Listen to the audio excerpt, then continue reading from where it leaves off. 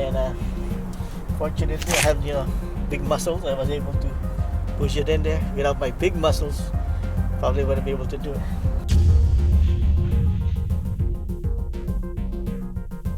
Before you remove the wheel, you just loosen up the nuts here. Don't take out the wheel yet. Check it up. Put a jack stand. So you use a jack stand for safety purposes. Put something in the back, a chuck over there, a wheel chuck, so it doesn't roll out. Remove the wheel.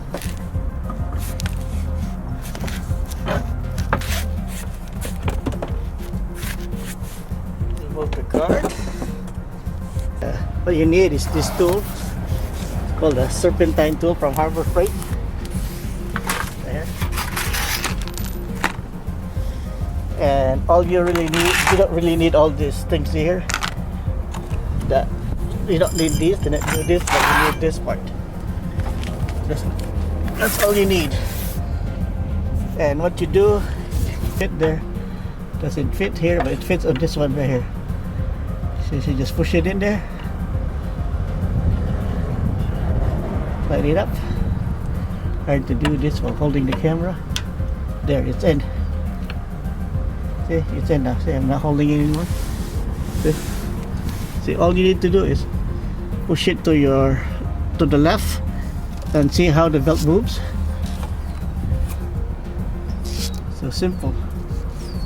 That's how you loosen up the belt. Alright, I'll loosen up the belt from the bottom.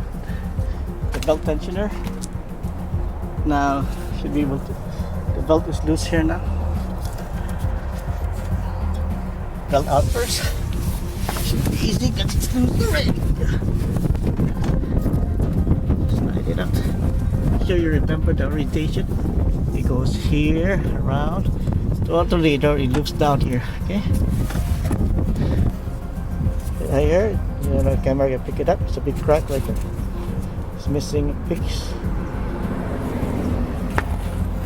I believe that's causing the battery not to get charged, the alternator not charging it. I do it and it's the right size. Now I'm going to put it in there.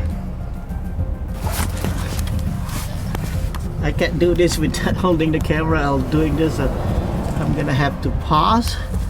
So all you need to do is make sure it loops under this tensioner over here. Loop it under that and loop it up to the. I'm going to loop it up to the alternator from the top. I'll start from there. Here, put it top the alternator now. I'm gonna loop it into the AC compressor.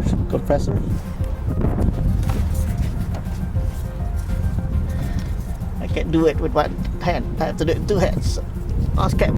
All right, I got the belt in. It was really hard. I had to use my Serpentine tool, and I had my son push it up from the top, and I just lay down here and start pushing it down to this wheel over here.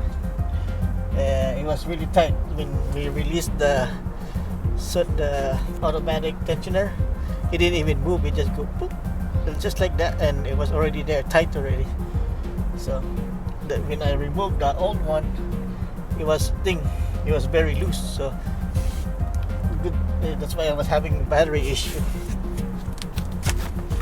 Return the other one. The one I'm using now is this one, the Duralast. This is the part number if you need to see it. And it's really tight out in there now. And if you try to take it out, it's gonna be hard because the tensioner is like that sideways, not like before. It was like this. And fortunately, I have big muscles. I was able to push it in there. Without my big muscles, probably wouldn't be able to do it. Anyway, now it's in there, and that was the hardest part of this project, is putting the belt back. Everything else was easy. Removing everything here, the screw. Now I gotta figure out which screw goes with what. I mean, which plastic jig is gonna use this one here. I'm pretty sure I damaged some of them. So yeah, but it did damage some. So I'm gonna have to go to the store and get another one. Alright, so that's it. This is how you change the Serpentine belt for a Chrysler 2005 Sebring. Removing it by yourself is fine. Putting the belt back by yourself, no, can't do it. Can't do it. You can't have two people working here. It's very hard. So fortunately my extension was long enough, so my son just moved the tensioner from the top using that tool. Did it here, and I did all the work down here. Alright, that's it. So you change the belt for a Serpentine belt. Thank you for watching, and I'll see you next time. Bye bye.